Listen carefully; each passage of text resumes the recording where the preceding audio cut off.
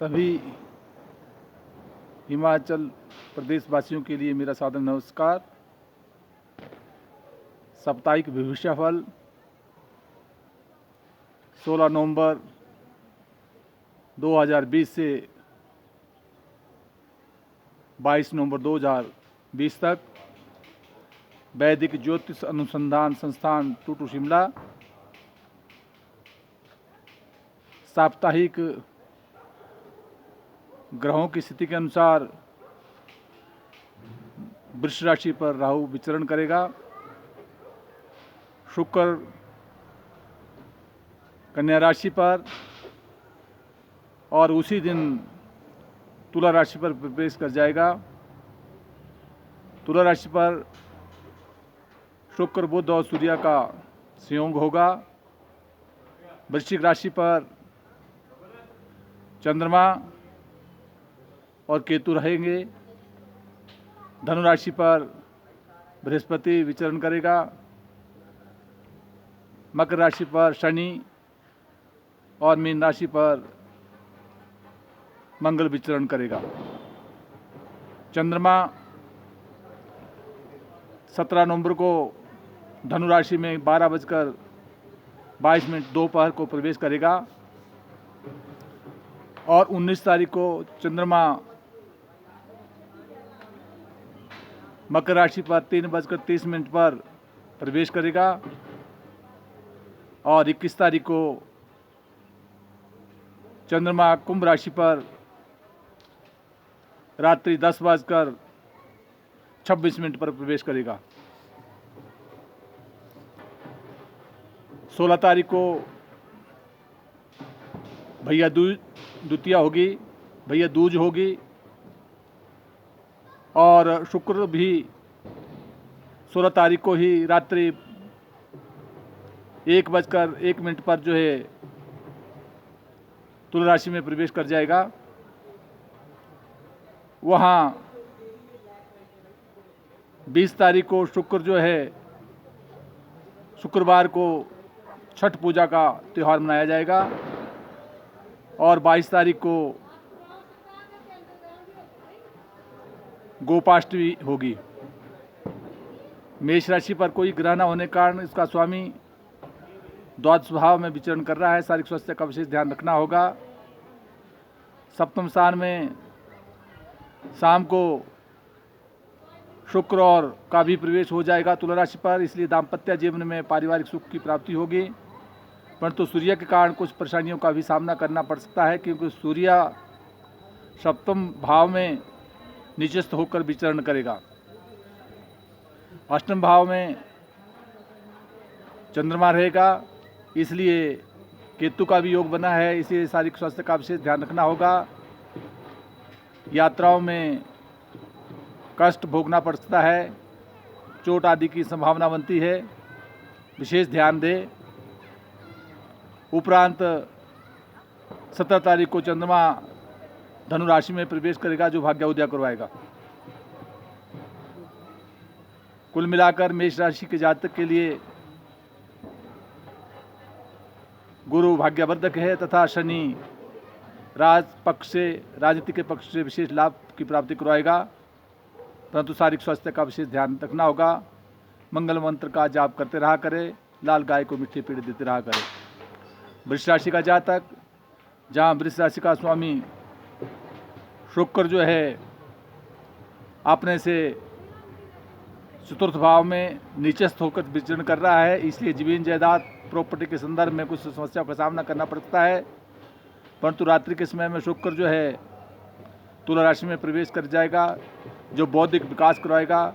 परंतु सूर्य के कारण कुछ परेशानियों का भी सामना करना पड़ सकता है, विशेष ध्यान देना होगा। वहाँ वृष राशि के जातक के लिए सप्तम भाव में चंद्रमा का योग और केतु का योग पारिवारिक दाम्पत्य जीवन में और व्यापारिक क्षेत्र में कुछ उलझनों का सामना करना पड़ सकता है, विशेष ध्यान देना होगा। वहाँ अष्टम स्थान में जहाँ गुरु विराजमान है और नवम भाव में शनि है, इसलिए भाग्य उदय तो करवाता ही है शनि।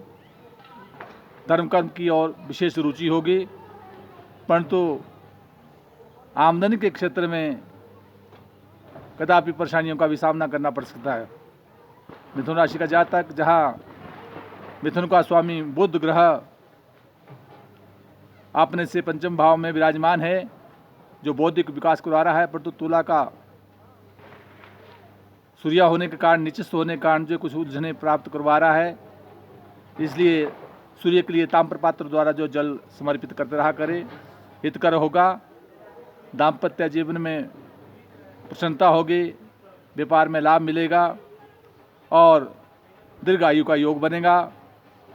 वहाँ मिथुन राशि के जातक के लिए मंगल 10वें भाव में होने के कारण जो है आर्थिक लाभ और परिश्रम द्वारा मान सम्मान और प्रतिष्ठा मिलने की संभावना बनती है, परंतु द्वादश भाव में राहु के होने के कारण जो है कहीं व्यय होने की भी संभावना बनती है। विशेष ध्यान दें। कर्क राशि का जातक, जहाँ इसका स्वामी चंद्रमा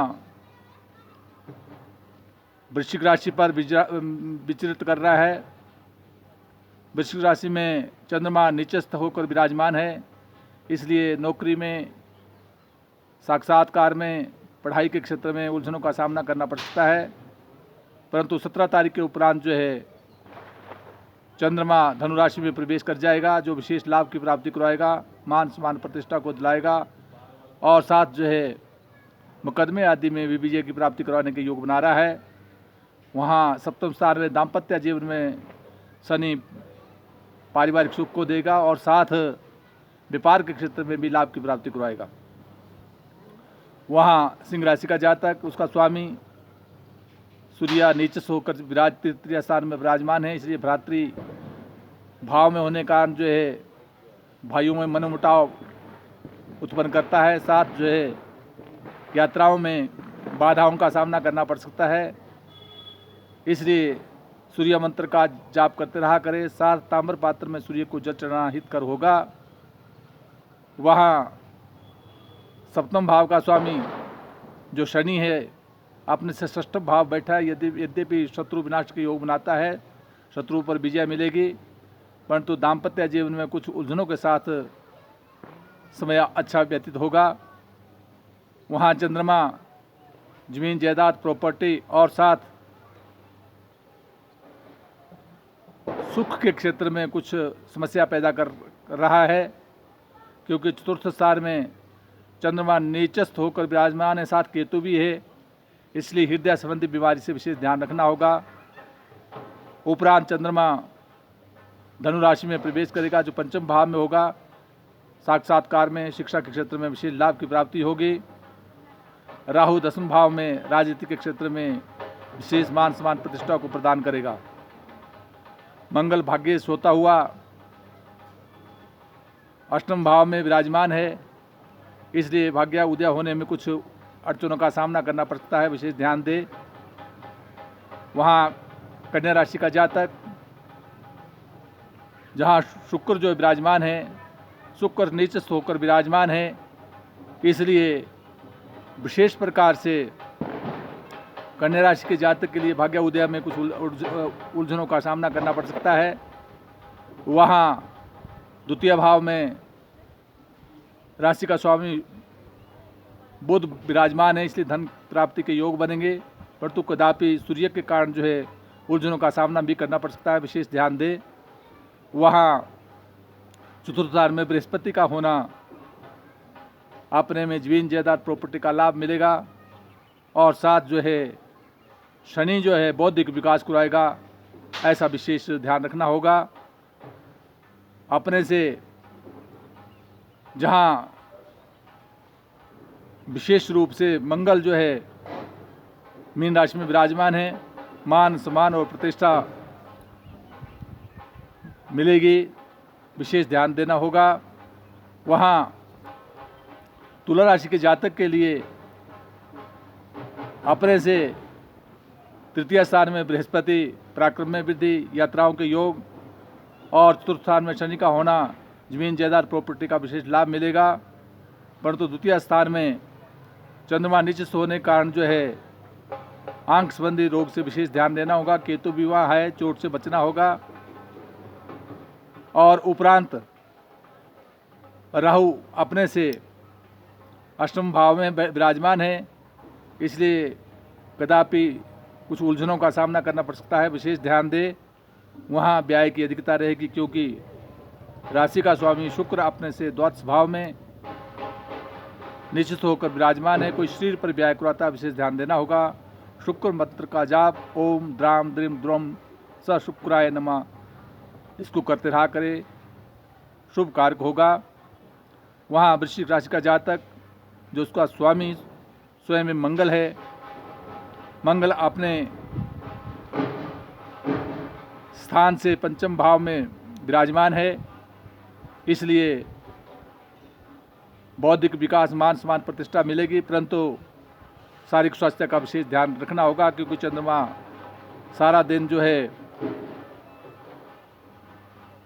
वहाँ विराजमान रहेगा, जो निश्चित होकर विराजमान है, इसलिए शारीरिक स्वास्थ्य का विशेष ध्यान देना होगा। परंतु 17 तारीख को जो चंद्रमा 12 बजे जो है धनु राशि में प्रवेश कर जाएगा, इसलिए बौद्धिक विकास, मान सम्मान और प्रतिष्ठा मिलने की संभावना बनती है। विशेष ध्यान देना होगा। वहाँ जहाँ सिंह राशि का जातक है का जो स्वामी है वो सूर्य निश्चित होकर विराजमान है, इसलिए विशेष ध्यान देते रहना होगा। वहाँ धनु राशि के जातक के लिए का जो स्वामी है बृहस्पति स्वयं में अपनी राशि में विराजमान है, मान सम्मान प्रतिष्ठा मिलेगी। द्वितीय स्थान में शनि का होना धन लाभ की प्राप्ति करवाएगा। और चतुर्थ स्थान में मंगल, यद्यपि क्रूर ग्रह होने के कारण जो है हृदय संबंधी बीमारी से सावधानी रखनी होगी। वहाँ राहु षष्ठ स्थान में विजय प्राप्त करवा रहा है, मुकदमे इत्यादि में दाम्पत्य सुख की प्राप्ति होगी। परंतु दसम स्थान में शुक्र निश्चित होने के कारण जो है कई प्रकार की उलझनों का भी सामना करना पड़ सकता है। वहाँ धन प्राप्ति के योग में भी कुछ बाधाओं का सामना करना पड़ सकता है, क्योंकि एकादश भाव में सूर्य निश्चित होकर विराजमान है। सूर्य मंत्र का जाप करते रहा करे। चंद्रमा की स्थिति भी 16 तारीख को अच्छी नहीं है। उपरांत जो है 17 तारीख के उपरांत चंद्रमा मान सम्मान और प्रतिष्ठा को प्रदान करेगा।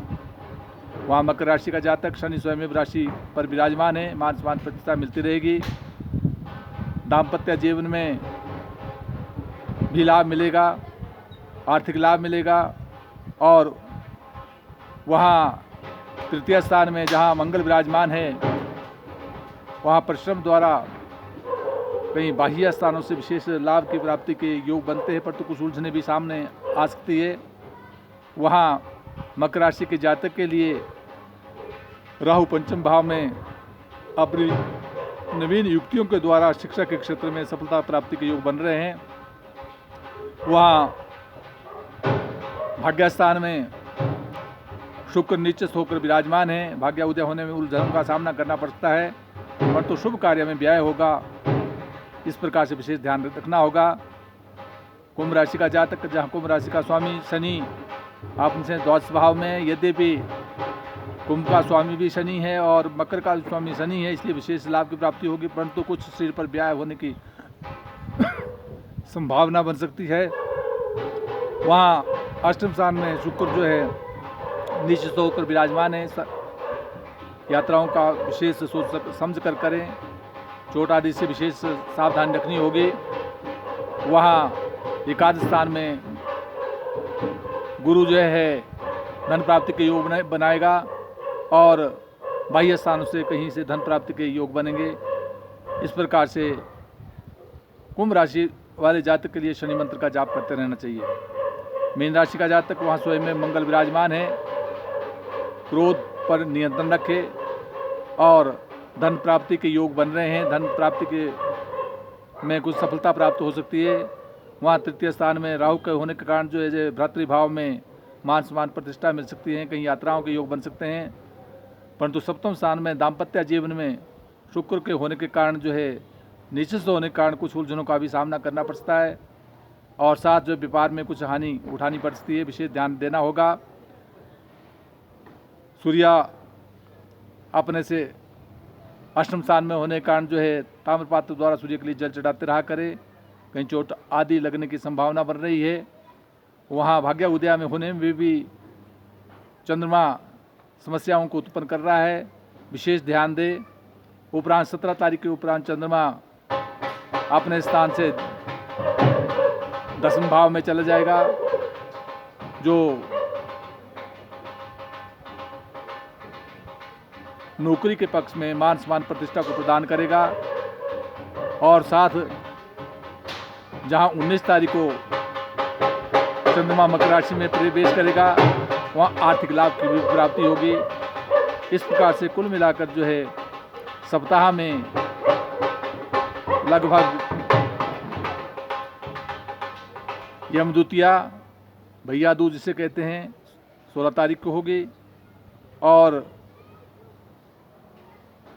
गो पाष्टमी का त्यौहार 22 तारीख को होगा। इस प्रकार से साप्ताहिक भर में जिन जिन राशियों के जो जो स्वामी हैं उनका मंत्र का जाप करते रहें तो हितकर होगा, शुभ होगा, मंगल होगा। जय हिमाचल, जय भारत।